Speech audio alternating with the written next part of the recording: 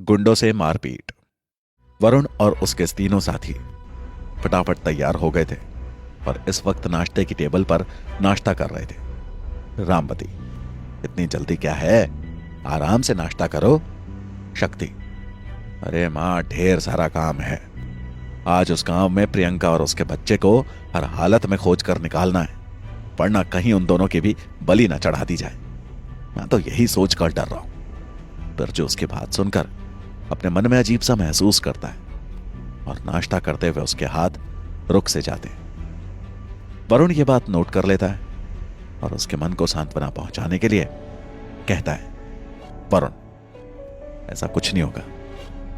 प्रियंका और उसके बच्चे को मारने से पहले हम लोग उसके पास होंगे और उसके साथ बुरा करने वालों को दंड दे रहे होंगे। प्रताप चुपचाप नाश्ता कर रहा था। उसका चेहरा बता रहा था कि रात की घटनाओं के बाद उस गांव में जाने की उसकी कोई इच्छा नहीं है, पर वो शक्ति को अकेला भी नहीं भेजना चाहता था और शक्ति उसके कहने पर रुकने वाला भी नहीं था। इसलिए उसे मजबूरी में शक्ति के पीछे उस गांव में जाना पड़ रहा था। वरुण, तो चलो अब निकलते हैं, और कमरे में जाकर अपना बैग उठा लाता है। प्रताप, हमें भी कुछ हथियार अपने साथ में ले लेने चाहिए वरुण भाई, तुम तो अपना बैग लेकर घूम रहे हो। शक्ति, तुमने ये बात ठीक कही, पर हम क्या सामान लेकर चले, हमारे पास तो कोई हथियार है ही नहीं। वरुण, हथियारों की हमें कोई आवश्यकता भी नहीं पड़ने वाली। हाँ, अगर रात का समय होता तो शायद जरूरत पड़ जाती, पर इस वक्त हथियारों की कोई खास जरूरत नहीं है। शक्ति, चलो फिर, और चारों फिर से सुमेर गांव की तरफ बढ़ जाते हैं। बाहर सूरज का कहीं नामो निशान नहीं था। धुंध इतनी ज्यादा थी, कुछ भी साफ नहीं दिख रहा था। बस पता था दिन हो चुका है। गाड़ी के अंदर सभी टाइट होकर बैठे हुए थे कपड़ों से। वरुण, एक काम करो शक्ति, पहले पेट्रोल पंप पर ले लो गाड़ी को, मैं गाड़ी में डीजल फुल करा देता हूं, क्या पता कब भागना पड़ जाए और डीजल खत्म हो जाए। प्रताप, ये बात आपने बिल्कुल ठीक कही, भागना तो हमें जरूर पड़ेगा ही। चलो भाई, पहले पेट्रोल पंप पर ले लो, उसके बाद आगे बढ़ेंगे। शक्ति, ठीक है, पर इसके लिए हमें शहर की तरफ जाना होगा, तकरीबन 15 किलोमीटर पर, तब जाकर पेट्रोल पंप मिलेगा। प्रताप, कोई बात नहीं, पेट्रोल की एक कैन भी भरवा लेंगे, बाद में काम ही आएगी। और फिर शक्ति गाड़ी को शहर की तरफ, पेट्रोल पंप की तरफ ले जा चुका था। हाईवे पर आते ही अभी वो शहर की तरफ 2-4 किलोमीटर ही आगे गए थे। साइड में एक बाइक पर बैठे दो आदमी जो सिगरेट पी रहे थे। एक व्यक्ति सामने से आ रही गाड़ी को देखकर, अरे उधर देख गाड़ी, और उसमें बैठे 4 आदमी, कुछ समझा? दूसरा व्यक्ति, इतने ध्यान से मत देखो, ने शक हो जाएगा, हमें फौरन कालिया को यह खबर देनी होगी, कार और इन 4 लोगों की। पहला व्यक्ति, पर ये तो शहर की तरफ जा रहे हैं, हमें इनका पीछा करना चाहिए। दूसरा व्यक्ति, चल पीछा तो करना ही पड़ेगा और देखना पड़ेगा ये लोग जाते कहां हैं। कालिया भाई ने यही कहा था, ऐसी कोई भी गाड़ी और 4 लोग नजर आए तो उन पर निगाह रखना और उसकी सारी जानकारी मुझ तक पहुंचाना। और फिर ये दोनों भी बाइक स्टार्ट करके शक्ति की गाड़ी के पीछे लग जाते। आगे गाड़ी में चारों इस बात से बेखबर थे कि उनका पीछा शुरू हो चुका है। और फिर कुछ ही समय में गाड़ी पेट्रोल पंप पर खड़ी थी। गाड़ी में पेट्रोल भरा जा रहा था। प्रताप ने पेट्रोल का कैन भी फुल करवा लिया था इमरजेंसी के लिए। वरुण पेमेंट कर चुका था और अपने पीछे खड़े बाइक सवारों की तरफ देखता है, जिनके चेहरे ठंड से बचने के लिए मफलर से ढके हुए थे। पर वे दोनों बड़ी गौर से इन चारों को पहचानने की कोशिश कर रहे थे ताकि कालिया को इनका हुलिया बता सके। पर यहां भी समस्या यही थी कि अत्यंत ठंड होने के कारण उन्होंने भी अपने चेहरे मफलर से अच्छी तरह से ढके हुए थे और सिर्फ आंखें ही नजर आ रही थी। एक आदमी, भाई हमारी भी गाड़ी में पेट्रोल डाल दो। पेट्रोल पंप कर्मी उनकी बाइक में पेट्रोल डालता है और शक्ति अपनी गाड़ी को वापस घुमाकर गांव की तरफ ही ले चलता है। ये दोनों भी जल्दी से फिर उस गाड़ी के पीछे लग जाते हैं। एक व्यक्ति, अरे ये तो फिर से उस गांव की तरफ ही जा रहे हैं, यानी ये सिर्फ यहां पेट्रोल डलवाने आए थे। दूसरा व्यक्ति, ऐसा ही लगता है, इसका मतलब ये आसपास के इलाके में कहीं रहते हैं, फिर तो इन्हें ढूंढना काफी आसान होगा। पहला, एक काम कर, कालिया भाई को फोन मिला और उसे बता हमने उसकी बताई गई गाड़ी और 4 लोगों को ढूंढ लिया। अब हम उसका पीछा कर रहे हैं। दूसरा, अपनी जेब से फोन निकालकर ठाकुर अनिरुद्ध के आदमी कालिया को फोन मिलाता है। कालिया, हाँ बोलो, कुछ पता लगा? व्यक्ति, जी हाँ कालिया भाई, एक कार और उसमें बैठे 4 आदमी इस वक्त हमारे ही गांव सुमेरा की तरफ बढ़ रहे हैं और हम उनके पीछे हैं। कालिया, क्या चारों हमारे ही गांव की तरफ आ रहे हैं? दूसरा व्यक्ति, जी कालिया भाई, अब आप बताइए आगे क्या करना है? आप कहो तो उन चारों को गोली मार देते हैं। बहुत दिनों से मैंने किसी को गोली भी नहीं मारी। कालिया, नहीं, अभी इसकी कोई जरूरत नहीं। तुम बस उनका पीछा करते रहो और मुझे सारी जानकारी देते रहो कि वो कर क्या रहे हैं। दूसरा, ठीक है कालिया भाई, फिर फोन रखता हूं। और वो फोन रख देता है। वरुण और उसके तीनों साथी इस बात से बेखबर गाड़ी में चलते कानों को सुनते हुए सुमेरा गांव की तरफ चले जा रहे थे। लगभग 1 घंटे के पश्चात उनकी गाड़ी गांव के उस चौराहे पर खड़ी थी जहां से एक रास्ता ठाकुर अनिरुद्ध के हवेली की तरफ जाता था और एक रास्ता सरपंच के घर की तरफ। बिरजू, आप लोग मुझे यहीं उतार दीजिए, मैं यहां से अपने तरीके से प्रियंका की जानकारी निकालने की कोशिश करता हूं। वरुण, नहीं, हम ऐसा नहीं कर सकते। ये गांव बेहद खतरनाक है और मैं अब तुम्हें अकेला ये जोखिम नहीं उठाने दे सकता। शक्ति, जल्दी फैसला करो, हमें जाना कहां है? वैसे तो हमें सरपंच के यहां ही जाना चाहिए। इस वक्त उसके घर में कोई नहीं होगा और हम उसके घर की छानबीन भी अच्छे तरीके से कर सकते हैं। वरुण, ठीक है, पर मेरा विचार हिम्मत सिंह से मिलकर आने का था। पर अब सरपंच कालीचरण के घर ही ले लो, पहले वहीं तलाशी ले लेते हैं। बिरजू थोड़ा सा नाराज लग रहा था क्योंकि उसका एकमात्र मकसद अपनी बहन और उसके बच्चे को तलाशना था और अब वो इस बेवजह के काम में वरुण के साथ उलझ गया था।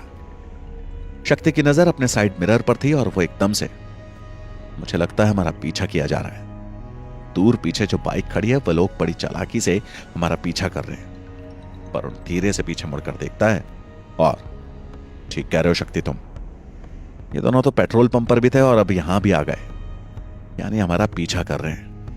प्रताप, पर यह किसके हाथ में है? कौन करवा रहा है हमारा पीछा? वरुण, मुझे लगता है ठाकुर अनिरुद्ध ही हमारा पीछा करवा रहा है। शायद तुम्हारे घर से प्रियंका को बरामद करने के बाद से ही वो हम पर नजर रख रहा हो। शक्ति, तुम ठीक कह रहे हो वरुण भाई, शायद ऐसा ही है। तो अब क्या करें? हम जहां भी जाएंगे ये हमारी जानकारी अनिरुद्ध ठाकुर को उपलब्ध करवाते रहेंगे। ये तो हमारे लिए खतरनाक हो जाएगा। प्रताप, फिर तो रात में यहां आना अपने पैरों पर खुद कुल्हाड़ी मारने जैसा है, क्योंकि हम यहां चोरी छुपे आएंगे पर हमारी सारी जानकारी ठाकुर अनिरुद्ध को पता होगी। वो तो हमें अपने जाल में उलझाकर बहुत बुरी मौत मारेगा।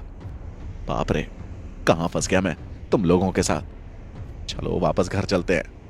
वरुण, एक काम करो, गाड़ी को किसी सुनसान इलाके की तरफ ले चलो, वहां इन दोनों को पकड़कर इन दोनों से सारे भेद खुलवाते हैं। प्रताप एक लंबी और गहरी सांस लेता है। चलो भाई, जहां ले चलना है, और उधर खिड़की पर अपना सिर रख लेता है।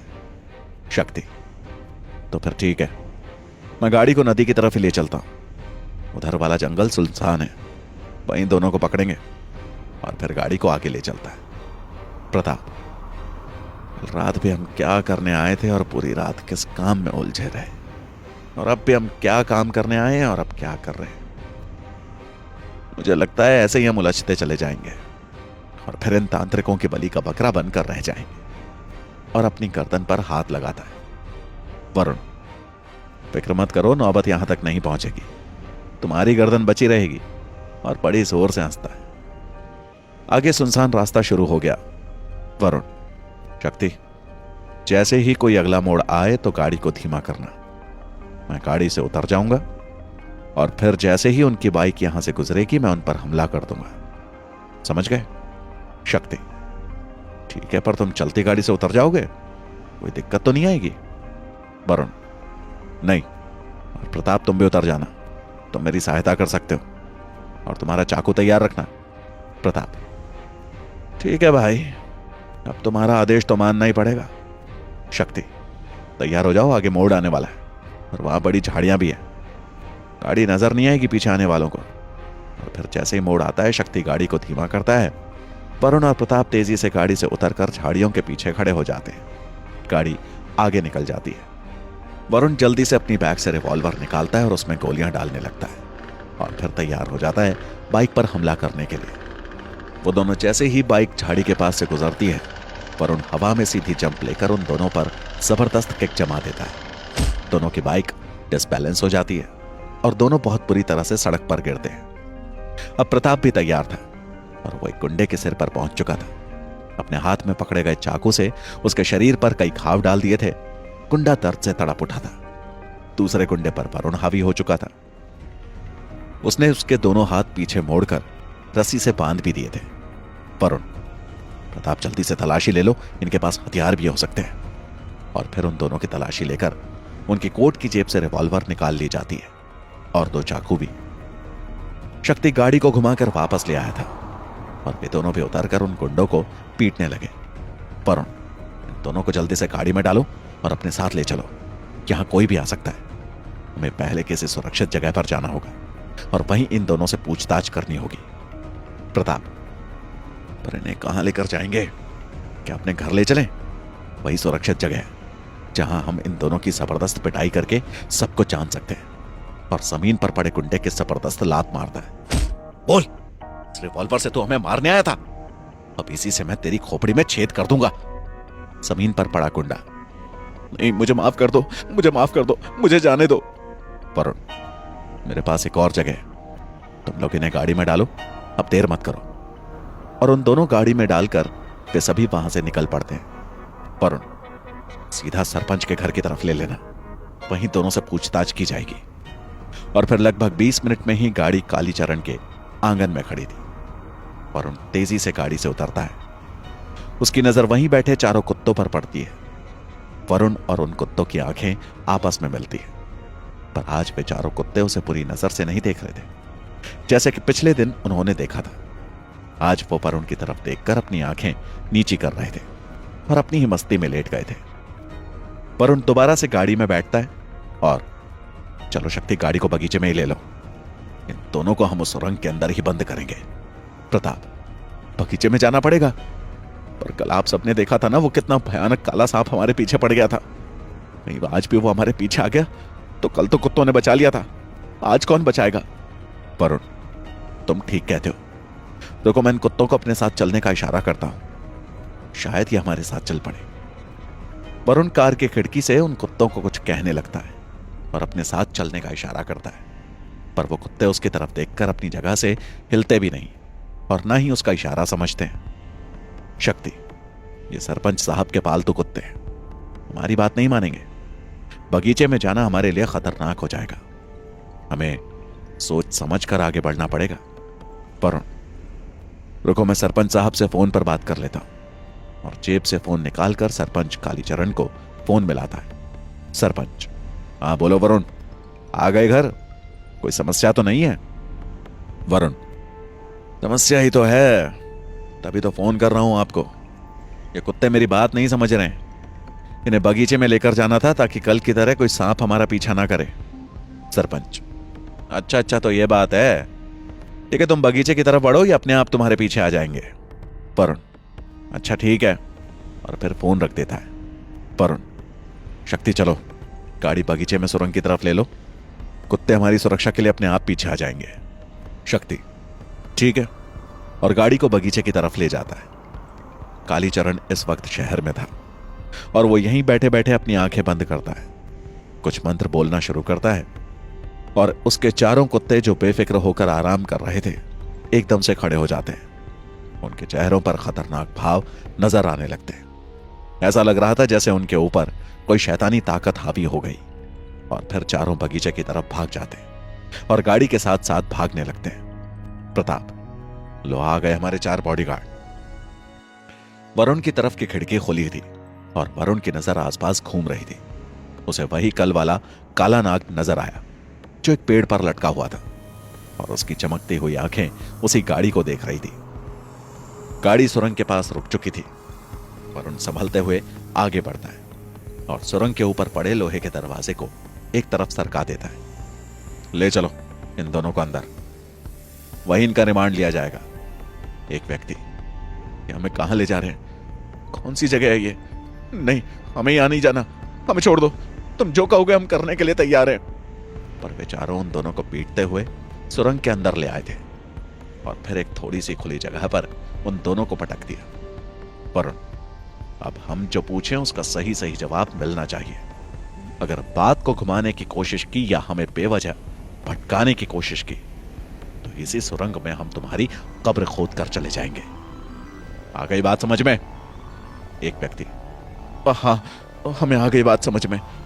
पहले तुम मेरे कंधे से इस बिच्छू को हटाओ, ये मुझे काट लेगा, जल्दी करो। वरुण अपनी जेब से चाकू निकालता है और उस बिच्छू को दूर फेंक देता है। अगर सवाल का जवाब गलत हुआ तो उस बिच्छू को मैं उठाकर तुम्हारे मुंह के अंदर डाल दूंगा। दूसरा व्यक्ति, तुम्हें जो पूछना है पूछ लो, पर हमें यहां से जाने दो। जाने ये कैसी जगह है? मुझे तो ये भूत प्रेत का अड्डा नजर आ रही है। ऐसा लग रहा है जैसे यहां बहुत बड़ा तांत्रिक हवन हुआ हो। इतनी ज्यादा तांत्रिक ऊर्जा यहां फैली हुई लग रही है। बिरजू, हाँ मुझे भी इस बात का एहसास तो हो रहा है, पर अभी तो यहां की दशा देखकर लग रहा है जैसे यहां कोई आता ही ना हो। फिर ये तांत्रिक ऊर्जा यहां कब से फैली हुई है? पहला व्यक्ति, देखो हमें यहां से जाने दो, मुझे लग रहा है यहां खतरा है, हम सब मुसीबत में फंस जाएंगे। तुम्हें ये जगह किसने बता दी? यहां से निकल जाना ही बेहतर है। वरुण, चुप कर, सवाल के जवाब तुझे देने हैं, हमें नहीं। जल्दी से बता, तुझे किसने हमारे पीछे लगाया और तुम्हारा मकसद क्या था? एक व्यक्ति, देखो हम कालिया के लिए काम करते हैं। कालिया ठाकुर अनिरुद्ध का आदमी है। उसने ही कहा था कि इस मॉडल की गाड़ी और उसमें बैठे 4 आदमियों की तलाश करने के लिए। दूसरा व्यक्ति, और जब तुम लोग हमें हाईवे पर दिखाई दिए तो हम तुम्हारा पीछा करने लगे ताकि तुम लोगों की जानकारी कालिया भाई को दे सके। अब वो ये काम क्यों करवा रहा है ये हमें नहीं पता, ये तो तुम्हें कालिया भाई ही बता सकते हैं। वरुण, कहां मिलेगा तुम्हारा ये कालिया भाई? हमें इसके बारे में जानकारी चाहिए। प्रताप, वरुण भाई, ये कालिया ठाकुर का अनिरुद्ध का खास आदमी है और उसके हर बुरे काम को यही अंजाम देता है। शक्ति, तो फिर अब क्या करें? इन दोनों को जाने दें या यहीं हमेशा के लिए बंद कर दें? एक व्यक्ति, नहीं तुम ऐसा नहीं कर सकते, हमें यहां नहीं रहना, हम मर जाएंगे, हमें जाने दो। प्रताप उसे एक लात जमा देता है। दूसरों को मारने के लिए जेब में हथियार रखे घूमते हो और खुद के मरने की नौबत आई तो हाथ पैर छोड़ने लगे। साले तुम दोनों को हम यहीं उल्टा लटका के जाएंगे ताकि यहां के कीड़े मकोड़े तुम दोनों को नोच नोच कर खा जाए। वरुण, तुम दोनों कालिया के आदमी हो? अच्छा ये बताओ, क्या तुमने एक औरत और एक बच्चे को उठाया था? कहां छुपा के रखा है उन दोनों को? उन दोनों के चेहरों को बड़े ध्यान से देखता है। एक व्यक्ति, उसे तो कालिया अपने साथ ले गया था, कहां लेकर गए इस बारे में हमें नहीं पता। हाँ, हमने उन्हें पड़ोस के गांव के घर से उठाया था और उसके बाद कालिया के हवाले कर दिया था, फिर हमें कुछ नहीं पता। नई दुल्हन की सच्चाई। वरुण इस वक्त कालिया के 2 आदमियों को उठाकर सरपंच कालीचरण के बगीचे की सुरंग में ले आया था और उनसे पूछताछ कर रहा था। उन्होंने बता दिया था कि वो प्रियंका और उसके बच्चे को उठाकर लाए थे और उसे कालिया के हवाले कर दिया था। फिर जो कालिया के आदमी की गर्दन पकड़कर उसे खड़ा कर देता है, उसे बहुत बुरी तरह से मारता है। कमीनो, तुमने मेरी बहन को हाथ लगाया, मैं तुम्हें जिंदा नहीं छोड़ूंगा। प्रताप भी दूसरे आदमी को मारने पीटने लगता है। तुम लोग हमारे घर में घुस के एक लड़की और एक बच्चे को उठा के ले गए, तुम्हारी हिम्मत कैसे हुई हमारे घर में घुसने की? और बेहद गुस्से में आ जाता है। शक्ति, और मार, आज के बाद ये गुंडागर्दी करना भूल जाएंगे। और वो भी उन दोनों को मारने पीटने लगता है। इसी शोर शराबे में प्रताप एक गुंडे को एक जगह जमीन पर जोर से पटक देता है और ऐसा करते वो जगह टूटकर नीचे धंस जाती है। पर अरे ये क्या हुआ? लगता है यहां कोई रास्ता है। प्रताप, अरे वाह, यानी मारने पीटने का कुछ फायदा तो हो गया। और फिर उस आदमी की टांग पकड़कर ऊपर खींच लेता है और एक तरफ फेंक देता है। वरुण टॉर्च निकालता है और उस जगह का निरीक्षण करता है। मुझे लगता है यह हॉल इस सामने वाली दीवार के नीचे से निकलकर दूसरी तरफ सुरंग में निकलता है। और अब मेरी बात समझ में आ गई। दरअसल यह दीवार एकदम मजबूत है इसे बनाया ही दीवार की तरह गया है, पर इसके नीचे से ये एक छोटी रेंग कर निकलने वाली सुरंग बनाई गई ताकि इसके नीचे से उस तरफ जाया जा सके। यानी मेरा सोचना बिल्कुल सही था। सुरंग आगे भी सीधा कहीं जाती है, ये कहां जाती है अब हमें यही पता करना होगा। शक्ति और इन दोनों का क्या करें? इनको यहां छोड़ना भी खतरनाक है। इन दोनों को भी साथ ले चलें? वरुण, समझ में नहीं आ रहा इन दोनों का क्या करें। अगर इन दोनों को छोड़ दिया तो ये सीधा अपने बॉस कालिया के पास पहुंच जाएंगे और वो अपने गुंडों के साथ यहां पहुंचेगा। पर अभी हमारा लड़ने का कोई इरादा नहीं है और इनको यहां बांधकर छोड़कर जाना भी खतरनाक होगा। कोई सांप इन्हें आकर डस सकता है। दोनों कालिया के आदमी पूरी तरह जख्मी एक तरफ पड़े थे और बदहवास से लग रहे थे। बिरजू ने उन पर काफी गुस्सा उतार दिया था अपनी बहन को याद करते हुए। वरुण, चलो इन दोनों को ले चलो, इन्हें सरपंच साहब के घर के अंदर किसी कमरे में कैद करके आते हैं, वहीं ज्यादा ठीक रहेगा। बाद में इनसे और पूछताछ की जाएगी। सबको यह आइडिया पसंद आता है और फिर कालिया के दोनों आदमियों को गाड़ी में डालकर सरपंच के घर में ले आते हैं। वरुण, इन्हें ऊपर के दाएं कमरे की तरफ लेकर चलना होगा। मैंने वो कमरा देखा है, उसमें कोई खिड़की नहीं है, वहां इन्हें बंद भी किया जा सकता है। चलो वहीं ले चलो। और फिर उन दोनों को धक्का मारते हुए ऊपर के कमरे में ले जाते हैं। उन दोनों के हाथ पैर अच्छी तरह से बांधकर कुर्सियों से बांध दिया जाता है। प्रताप, जब तक हम वापस नहीं आ जाते तुम दोनों यहीं आराम करोगे। बाद में आकर तुम पर और हाथ साफ करूंगा। तैयार रहना मार खाने के लिए। और सभी कमरे को बंद करके बाहर आ गए थे। अभी वो सीढ़ियां उतर ही रहे थे और उनको कहीं से हल्की सी आवाज आती है।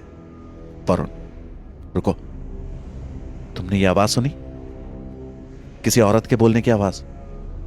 तीनों भी कान लगाकर सुनते हैं और नहीं तो हमने तो किसी औरत की आवाज नहीं सुनी। वरुण उन तीनों को शांत रहने के लिए कहता है और बेहद धीमे कदमों के साथ सीढ़ियों से नीचे उतरता चला जाता है। फिर नीचे एक तरफ को जाने वाली गैलरी में पड़ जाता है। वो तीनों भी बिल्कुल आहिस्ता आहिस्ता उसके पीछे चल पड़ते हैं और सतर्कता से हर तरफ देखते हैं।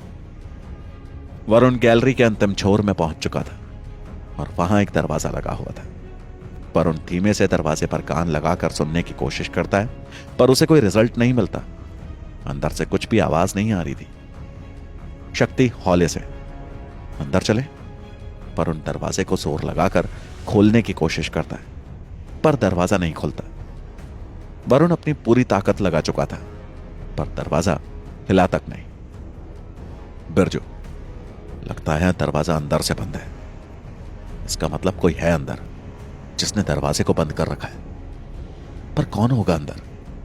वरुण, हमें इस दरवाजे को तोड़कर अंदर जाना होगा। शक्ति, ठीक है, पर यह दरवाजा बेहद मजबूत है, इतनी आसानी से टूटने वाला है भी नहीं है। वरुण, कुछ तो करना पड़ेगा इसे तोड़ने के लिए, पर अभी वो दरवाजा तोड़ने की कोई योजना बनाते उन्हें बाहर से गाड़ी के आने की आवाज सुनाई दे गई। वरुण, लगता है सरपंच साहब आ गए, निकलो जल्दी से।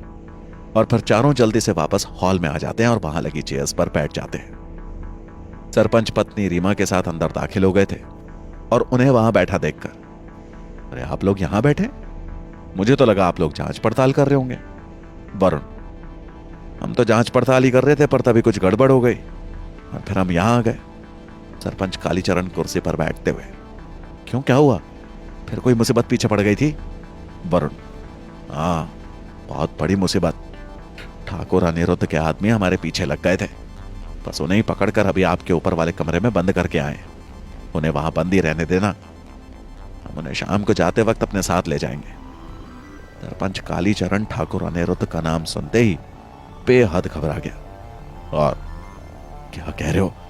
तुमने ठाकुर अनिरुद्ध के आदमी को मेरे यहां बांध कर रखा है?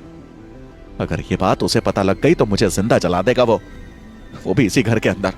तुम फौरन उन्हें यहां से लेकर निकल जाओ। वरुण, कैसी बातें कर रहे? किसी को भी कुछ नहीं पता। ये बात सिर्फ हम चारों को और अब आप जानते हो। सरपंच कालीचरण, मैंने यहां आप लोगों को उस बच्चे की मूर्ति का मामला सुलझाने के लिए बुलाया था। और अब आप जाने ये कौन सा मामला सुलझाने लग गए हैं। वरुण, हम तो उस आधे बच्चे की मूर्ति की ही तहकीकात करने आ रहे थे यहां, पर जाने ये दोनों लोग हमारा पीछा क्यों कर रहे थे। बस तभी हम इन्हें उठा ले आए और ऊपर बंद करके रखा है। बाद में शाम को जाते वक्त इन्हें आजाद कर देंगे, तब तक उन्हें वहीं बंद रहने दो और कमरे में जाने की भी जरूरत नहीं है। शक्ति, वैसे हमें कुछ और भी पता चला है। आपके उस सुरंग वाले हिस्से में ही हमने एक नई सुरंग को और ढूंढ निकाला है। सरपंच कालीचरण, क्या तुमने एक और सुरंग का पता लगा लिया? ये तो बहुत अच्छी बात है। कहां पर है वो सुरंग? चलो चलकर देखते हैं। वरुण, पर उस सुरंग को खोदने के लिए हमें मजदूरों की जरूरत पड़ेगी। सरपंच, इस बात की बिल्कुल फिक्र मत करो, मजदूरों का बंदोबस्त हो जाएगा। मैंने पहले भी खुदाई के लिए मजदूर बुलाए थे, उन्हें फिर से बुला लूंगा। वरुण, ठीक है, फिर आप पहले मजदूरों का ही बंदोबस्त कर लो, तभी वहां जाएंगे। सरपंच, ठीक है, मैं गाड़ी लेकर जा रहा हूं और मजदूरों का बंदोबस्त करके आता हूं, तब तक आप लोग बैठो। और उठकर वहां से निकल जाता है। शक्ति धीरे से, ये सरपंच का व्यवहार देखकर तो मुझे ऐसा लग रहा है जैसे ये किसी खजाने की खोज में है। प्रताप, और ऐसी सुरंगों में ही पुराने समय में राजा महाराजा अपने खजाने छुपा दिया करते थे। कहीं ये मामला भी कुछ ऐसा ही तो नहीं है? मुझे तो अब शक होने लगा है। वरुण, ये तो अब सुरंग की तहकीकात के बाद ही पता चलेगा। अभी इस बारे में क्या कहें? अभी ये चारों बातें कर रहे थे, तभी वहां सरपंच साहब की नई नवेली दुल्हन रीमा आ जाती है। उसके हाथ में ट्रे थी जिस पर चाय के कप रखे हुए थे। रीमा, ये लीजिए, आप लोग चाय पीजिए और किसी चीज की जरूरत हो तो बता देना। वरुण, आप इनकी दूसरी पत्नी हो? रीमा, क्यों, आपको शक्ल से क्या लगता है?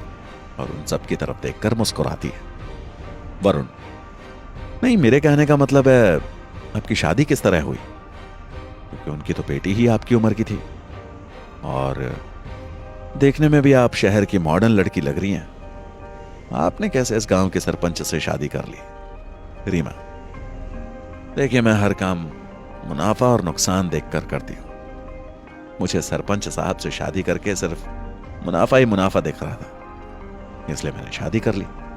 और वाकई में मुझे अब कोई घाटा नहीं दिख रहा है। प्रताप, अच्छा, तो सिर्फ पैसों के लिए आपने सरपंच साहब से विवाह कर लिया और अपना मुंह बिगाड़ता है।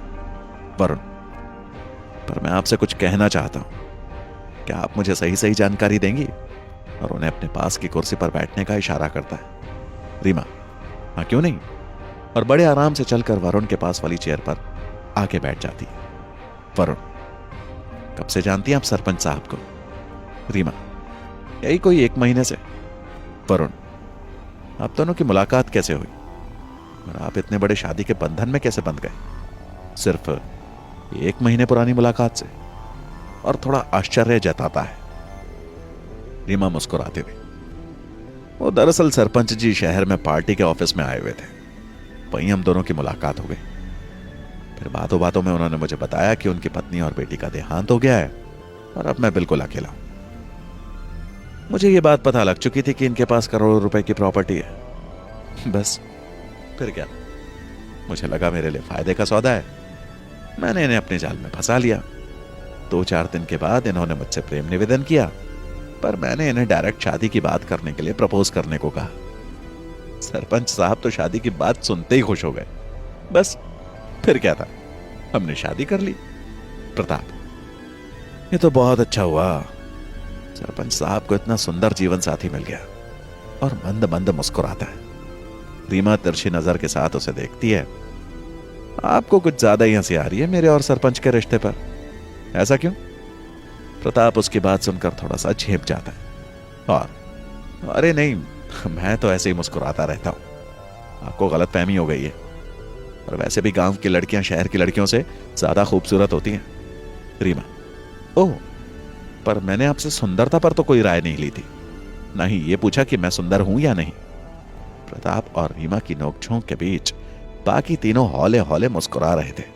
प्रताप, नहीं, आप तो काफी सुंदर हो, इसमें कोई दो राय नहीं है। रीमा, धन्यवाद आपका, जो मैं आपको सुंदर लगी। वरुण इन दोनों की बात के बीच में हस्तक्षेप करता है। अच्छा रीमा जी, अभी थोड़ी देर पहले हमने यहां एक औरत की आवाज सुनी, पर बाद में हमें यहां कोई दिखाई नहीं दिया। क्या आपको भी यहां पे ऐसे धोखे होते रहते हैं?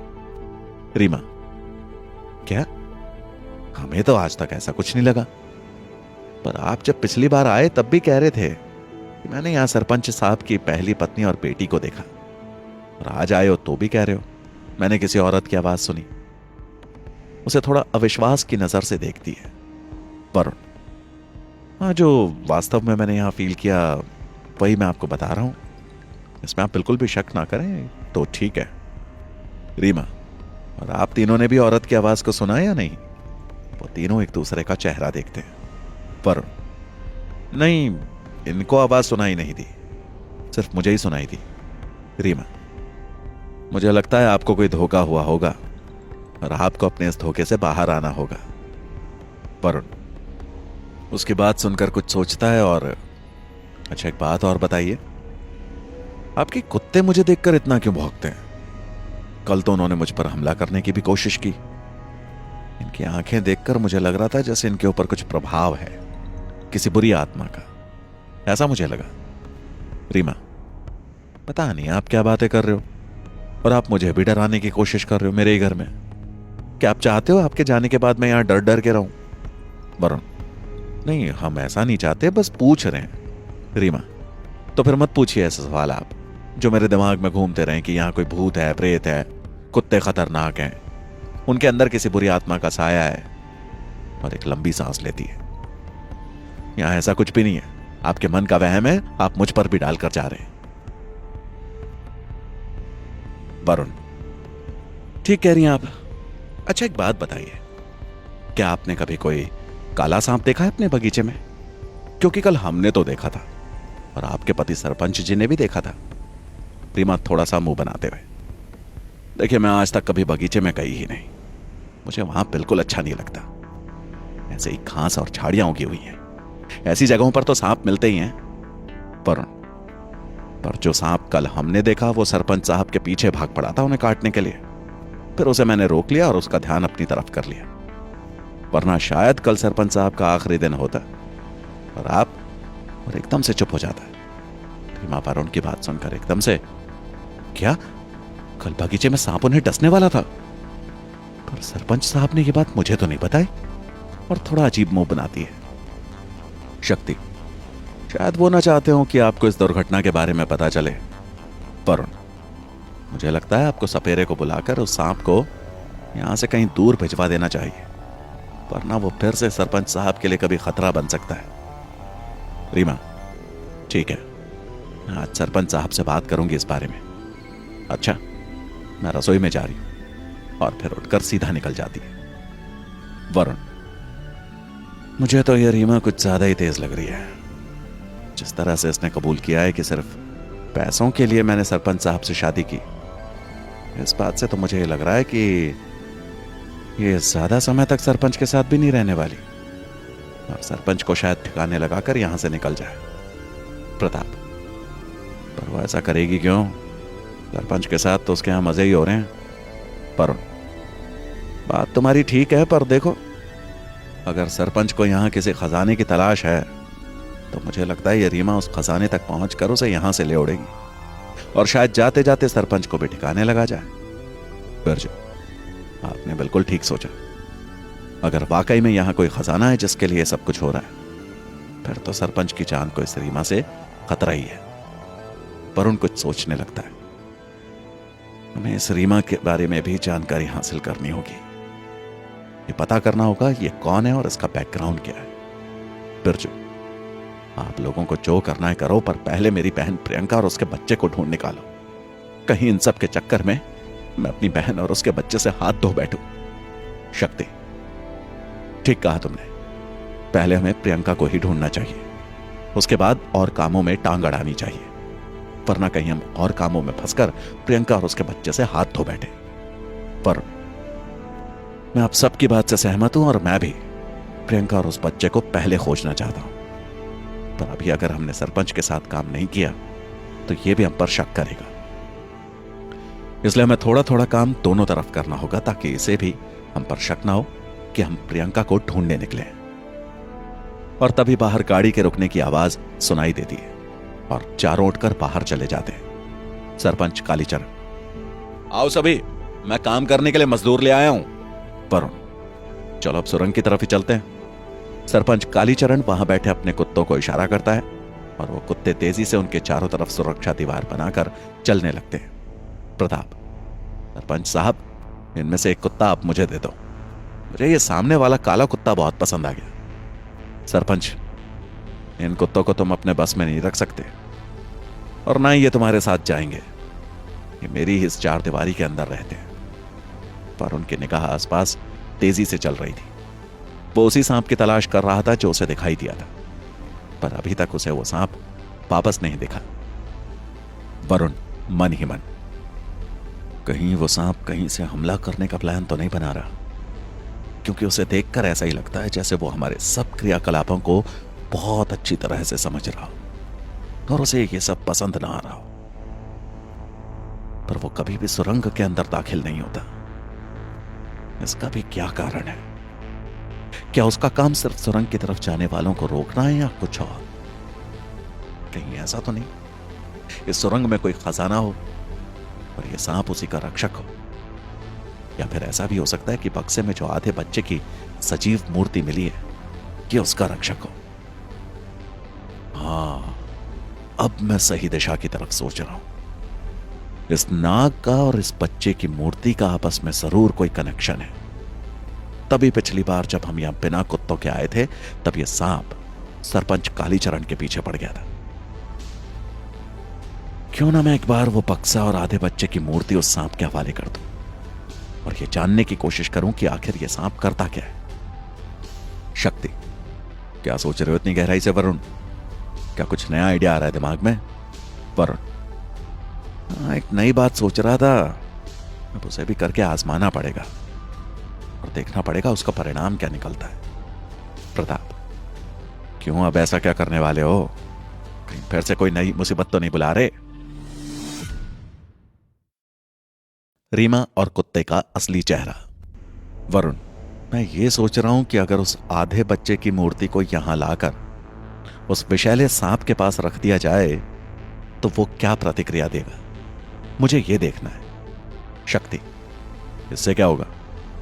क्या तुम्हें कुछ शक है?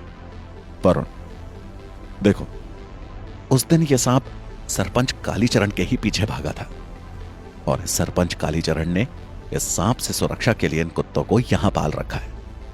और अब यह बात मेरी धीरे धीरे समझ में आ रही है क्यों उसने तुम्हें कुत्ता देने से भी मना कर दिया और यह कहा कि मेरे घर की बाउंड्री से बाहर ये कुत्ते बिल्कुल नहीं जाते। इसका मतलब साफ है, कुछ तो चक्कर है। या तो हमें इन कुत्तों को यहां से दूर करना होगा ये देखने के लिए कि वो सांप क्या करता है, या फिर उस आधे बच्चे की मूर्ति को इस सांप के सामने रखना होगा। शक्ति, क्या देख रहे हो इन चारों कुत्तों को? कितने आक्रामक तरीके से हमारे चारों तरफ चल रहे हैं। ऐसा लग रहा है जैसे बब्बर शेर चल रहे हो। इनको बांधकर या किसी तरह यहां से दूर ले जाना बेहद मुश्किल होगा। अगर थोड़ी सी भी गलती हो गई ना तो ये हमें काट काट कर कहीं दूसरी दुनिया में ना पहुंचा दें। वरुण, तुम्हारी बात ठीक है, पर अब कुछ ना कुछ तो करना ही पड़ेगा यहां घूम रहे उस काले खतरनाक सांप को समझने के लिए। और फिर वे सभी सुरंग के पास आ पहुंचे थे और लोहे का दरवाजा उठाकर एक तरफ कर दिया था। पर तभी अभी तक नजरों से गायब वही भयानक सर्प अपनी लाल भयानक आंखें दिखाता हुआ और पहने दांतों की नुमाइश करता हुआ नजर आता है, जो नीचे जाने वाली सीढ़ियों पर बैठा था। मजदूर उसे देखकर डर के पीछे भाग गए थे। सरपंच, अरे क्या हुआ?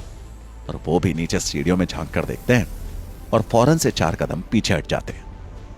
वरुण तेजी से आगे आता है और नीचे देखता है। अच्छा, तो ये आज यहां बैठे हुए, तभी मुझे बगीचे में कहीं नजर नहीं आए। वरुण को पीछे हटना पड़ा क्योंकि अब सांप ऊपर की तरफ आने लगा था और फिर पुंफकारता हुआ एक तरफ को चल देता है। वे चारों कुत्ते उस तरफ लपकते हैं, पर अगले ही पल सर्प एकदम से हवा में उछलता है और सामने पेड़ पर चढ़ जाता है। कुत्ते उस पेड़ के नीचे बेहद बुरी तरह से गुर्राने लगे थे और उस पेड़ पर अपने पंजे की खरोंचे डालने लगे। सांप इस वक्त पेड़ की अधिकतम ऊंचाई में चढ़ चुका था और वहां अपना फन फैलाकर खड़ा हो गया था। उसके फुफकारने की आवाज नीचे तक आ रही थी। सरपंच कालीचरण, चलो अब नीचे चलते हैं, इस सांप को मेरे कुत्ते संभाल लेंगे।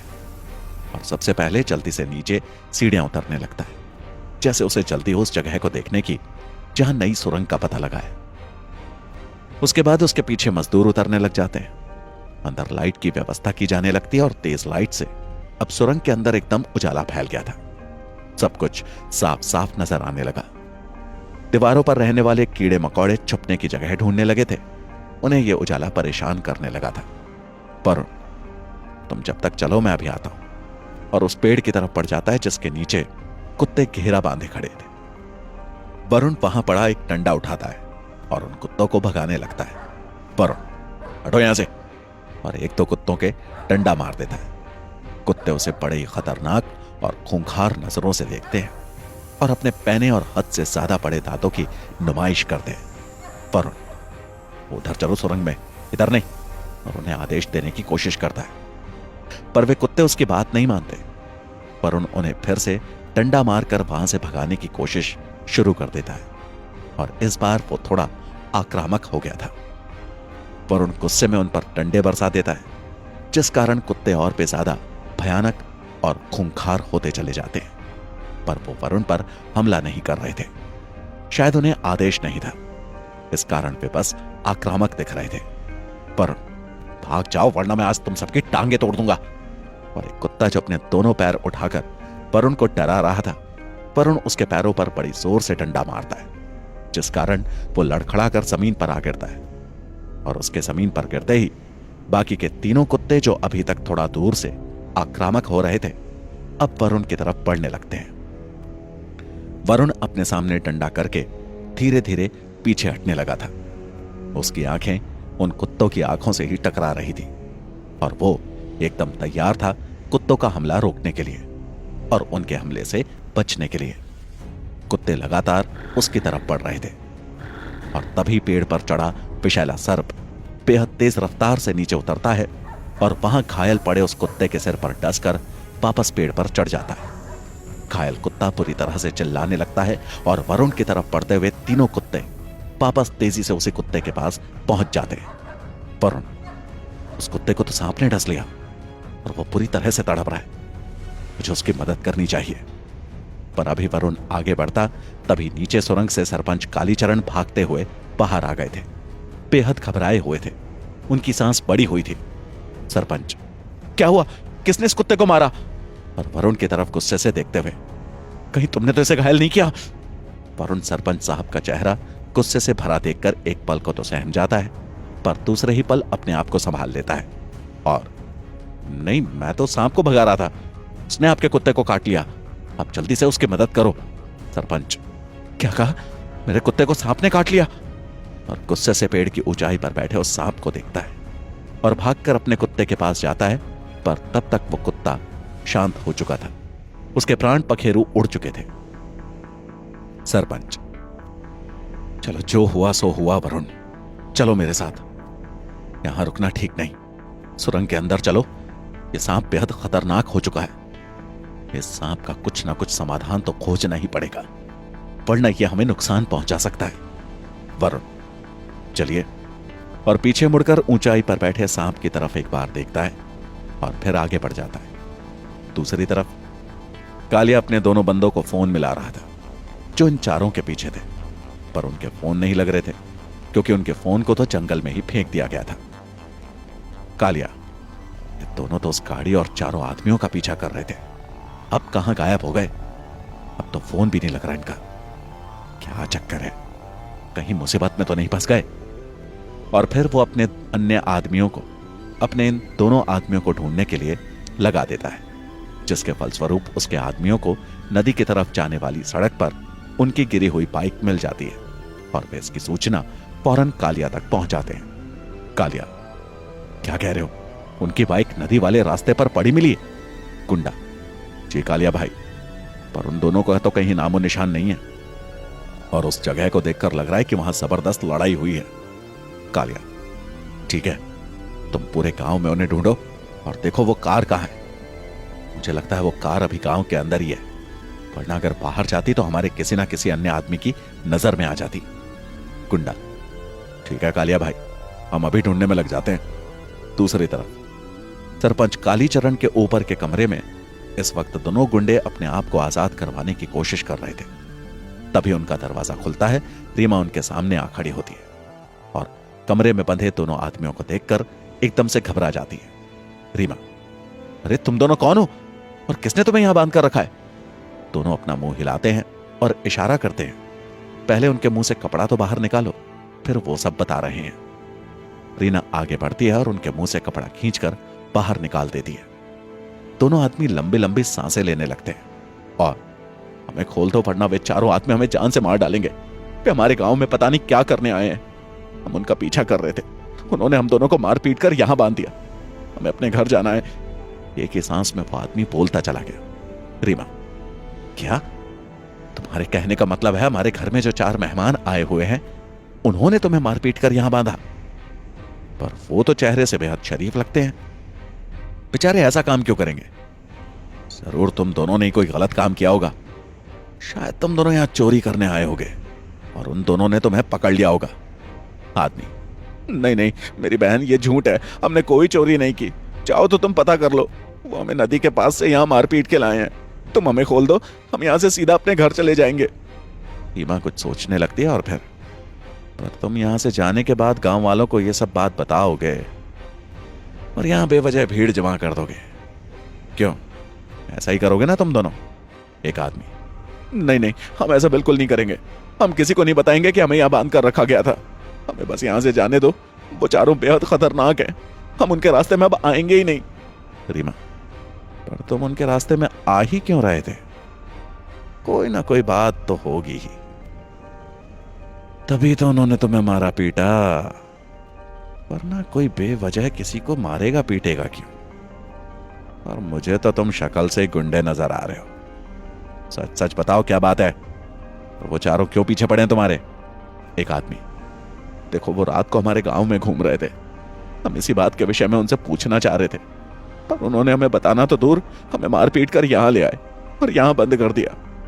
रीमा, क्या कहा तुमने? वो रात को हमारे गांव में घूम रहे थे, पर वो तो अपने घर चले गए थे। दूसरा आदमी, नहीं नहीं वो रात भर इसी गांव में थे और पता नहीं क्या कर रहे थे। हम तो बस इसी बात की जानकारी उनसे लेना चाहते थे कि वो हमारे गांव में क्यों घूम फिर रहे हैं, जबकि वो हमारे गांव के हैं भी नहीं। आप हमारी बात समझिए, हमें जाने दीजिए। रीमा, मुझे तुम्हारी बात बिल्कुल समझ में नहीं आ रही। तुम ऐसे ही बंधे रहो, वही ज्यादा अच्छा है, वरना तुम दोनों का कोई भरोसा नहीं। आजाद होते ही तुम मेरी गर्दन तोड़कर यहां से भाग जाओ। मैं ये रिस्क नहीं ले सकती, ऐसे ही बंधे रहो।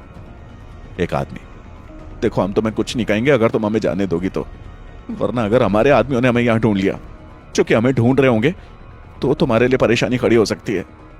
रीमा उसकी बात सुनकर, अच्छा तो किसके आदमी हो तुम? जिसे पता लग जाएगा तो हमारे लिए परेशानी खड़ी हो जाएगी। एक आदमी, हम ठाकुर अनिरुद्ध के आदमी हैं।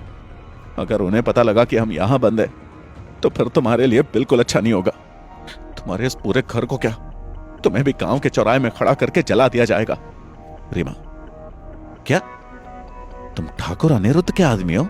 अरे पहले क्यों नहीं बताया, मैं तुम्हें पहले ही आजाद कर देती। पर एक बात कान खोल कर सुन लो, ये बात किसी को नहीं बताओगे कि मैंने तुम्हें आजाद किया। आ गई बात समझ में? और चुपचाप यहां से निकल जाना। किसी को कुछ भी बताने की जरूरत नहीं है कि वो 4 आदमी हमारे यहां हैं। दूसरा आदमी, ठीक है मैडम, हम किसी को नहीं बताएंगे, आप हमें यहां से जाने दो। रीमा उन दोनों के बंधन खोल देती है और अब वे दोनों आजाद हो गए थे। रीमा, चलो निकलो फटाफट यहां से, इससे पहले कि वो चारों फिर से आ जाएं। दोनों आदमी फौरन वहां से निकल जाते हैं। पर अभी वे घर के दरवाजे से बाहर निकले ही थे कि तभी उनके सामने एक कुत्ता आ जाता है। और अभी वे दोनों कुछ समझ पाते उससे पहले ही वो एक गुंडे की गर्दन पकड़ चुका था और अगले पल उसके गले की हड्डी तोड़ते हुए उसने मांस को बाहर खींच लिया था। दूसरा गुंडा जो जमीन पर गिर पड़ा था और अपने साथी की हालत देखकर दहशत में आ गया था, उससे तो खड़ा होकर भागा भी नहीं गया। और अब कुत्ता अपनी आंखों में हिंसक भाव लेते हुए उसकी तरफ बढ़ रहा था। गुंडा तेजी से उठकर पीछे भागने को होता है, कुत्ता जंप मारकर उसकी पीठ पर आ खड़ा होता है और वो दोबारा से जमीन पर मुंह के बल जा गिरता है। अगले ही पल उस कुत्ते के दांत उसकी खोपड़ी पर धंस चुके थे। वो आदमी बेहद तेज आवाज में चीखा था और अगले ही पल कुत्ते ने उसकी खोपड़ी फोड़ दी थी और उतना हिस्सा अलग कर दिया था। अंदर खड़ी रीमा वो दृश्य देखकर थोड़ा सा मुस्कुराती है, फिर कुछ इशारा करती है। कुत्ता उस लाश को खींचकर पीछे की तरफ ले गया और फिर दूसरी लाश को भी वो खींचकर वहां से ले जाता है। इधर इस आदमी की जोरदार चीख काफी दूर तक चली गई थी और सड़क से गुजर रहे कालिया के एक आदमी को यह चीख सुनाई दे गई। गुंडा, इस तरफ सरपंच के घर की तरफ से किसी के चिल्लाने की आवाज आई। ऐसा लगा जैसे कोई आदमी को जान से मार रहा हो। और फिर वो कुछ सोचकर सरपंच के घर की तरफ अपनी बाइक मोड़ लेता है और बाहर के गेट से आंगन में झांकता है। गुंडा, चीखने की आवाज तो यहीं से आई थी। और तभी उसे आंगन में एक तरफ खड़ी गाड़ी नजर आती है। अरे कालिया भाई, जिस मॉडल की गाड़ी बोल रहे थे ये तो उसी मॉडल की गाड़ी है। इसका मतलब वो चारों आदमी यहीं पर हैं और ऊपर से मुझे चिल्लाने की आवाज भी यहीं से आई। इसका मतलब कहीं हमारे दोनों आदमी यहीं पर तो नहीं है। मुझे यह बात कालिया भाई को बतानी होगी। सरपंच के घर में तो वही जा सकते हैं। और वो जल्दी से अपना फोन निकालकर कालिया भाई को मिलाने लगता है। कालिया, हाँ बोलो, क्या खबर है? क्या कहीं पता लगा उन दोनों का? गुंडा, नहीं कालिया भाई, पर एक दूसरी खबर है। कालिया, क्या खबर है? जल्दी बोल, मेरा दिमाग वैसे ही खराब हो रहा है। ठाकुर साहब अभी तक 10 बार फोन कर चुके हैं उन चारों आदमियों के बारे में जानने के लिए। गुंडा, कालिया भाई, खबर ऐसी है कि मुझे आपके द्वारा बताई गई मॉडल वाली कार मैंने सरपंच के घर में खड़ी देखी है और अभी मैं उनके घर के बाहर ही हूं। कालिया, क्या? वही कार है ना जो मैंने मॉडल बताया था? गुंडा, जी कालिया भाई, मॉडल तो वही है, पर अब आप आ ही जाओ अगर ज्यादा खोजबीन करनी है तो। कालिया, ठीक है, मैं 10 मिनट में पहुंच रहा हूं, तब तक तू वहीं से घर पर नजर रख। और फिर फोन रख देता है। कालिया, कार वैसे गांव से बाहर नहीं गई, पर यह सरपंच का क्या किस्सा है? वो कार सरपंच के घर में क्या कर रही है? कहीं मेरे दोनों आदमियों को सरपंच ने ही तो नहीं उठाया? पर वो ऐसा क्यों करेगा? वो तो ऐसा बिल्कुल नहीं कर सकता। अब ये सब चक्कर जानने के लिए मुझे सरपंच से मिलना ही पड़ेगा और उससे पहले यह जानना पड़ेगा कि ये कार वही है जो कल रात गांव भर में घूम रही थी या कोई और कार है। कालिया फौरन अपने अड्डे से बाहर निकलता है और अपने 8 आदमियों को लेकर सरपंच कालीचरण के घर की तरफ रवाना हो जाता है। और कभी उसके पास फिर से ठाकुर अनिरुद्ध का फोन आ जाता है। ठाकुर अनिरुद्ध, क्या हुआ कालिया? अभी तक तू पता नहीं लगा पाया वो कार किसकी थी और उसमें बैठे 4 लोग कौन थे? कालिया एकदम से ठाकुर साहब की आवाज सुनकर हड़बड़ा जाता है। जी ठाकुर साहब, बस समझ लीजिए पता लग ही गया। अभी गाड़ी का पता लगा है कहां खड़ी है, बस अब जाकर पता लगा रहा हूं कि उसमें बैठे वो 4 लोग हैं कौन। ठाकुर अनिरुद्ध, क्या कहा? गाड़ी का पता लग गया? कहां खड़ी है गाड़ी? और उनकी आवाज में रूखापन एकदम से बढ़ जाता है। कालिया, जी ठाकुर साहब, वो गाड़ी सरपंच कालीचरण के घर में खड़ी है और अब मैं अपने आदमियों के साथ वहीं जा रहा हूं पता करने कि ये वही गाड़ी है या कोई और। ठाकुर अनिरुद्ध, ठीक है, और अगर गाड़ी वही निकले तो मुझे फौरन इस बात की जानकारी देना। कालिया, ठीक है ठाकुर साहब, और फिर फोन रख दिए जाते हैं। सर्दी में भी अपने माथे पर आए पसीने को कालिया साफ करता है और तेज चला गाड़ी, ऐसे बैलगाड़ी की तरह क्या चला रहा है, और अपने ड्राइवर पर भड़कता है। ड्राइवर भी उसकी आवाज सुनकर घबरा जाता है और गाड़ी के एक्सीलेटर पर अपना दबाव बढ़ा देता है। दूसरी तरफ इस वक्त रीमा इस वक्त बेहद खुश नजर आ रही थी और रसोई में काम करते हुए खूबसूरत सा गाना गुनगुना रही थी। फिर गाना गाते गाते वो एकदम से रुक जाती है। उसकी आंखें जाने किस क्रोध में जलने लगती है। रीमा, बहुत जल्द इस गांव में मैं वो तबाही मचाऊंगी जिसे कोई रोक नहीं पाएगा। हर तरफ लाशें ही लाशें बिछी होंगी। यहां की धरती में खून से लाल कर दूंगी। और चाकू से बेहद तेज रफ्तार से सब्जी को काटने लगती है। ऐसा लग रहा था जैसे वो सब्जी पर ही अभी अपना सारा गुस्सा उतार रही। फिर एकदम से वो चाकू को पटक देती है और लंबी लंबी सांसें लेने लगती है। पास में पड़ी बोतल उठाकर वो पानी का लंबा घूंट पीती है और अपने जल रहे सीने को शांति देने की कोशिश करती है। रीमा की आंखें रसोई की छत पर जम जाती हैं और वो कुछ सोचने लगती है। ये चारों लोग रात को गांव में घूम रहे थे, ऐसा इन दोनों मरने वालों ने कहा। पर ये रात भर गांव में घूम कर क्या रहे थे? कहीं ये भी कुछ बड़ा करने तो नहीं आए? मुझे अब सतर्क होना पड़ेगा इन चारों से। मुझे अब लगने लगा है ये चारों भी कोई खेल खेलने ही यहां आए हैं।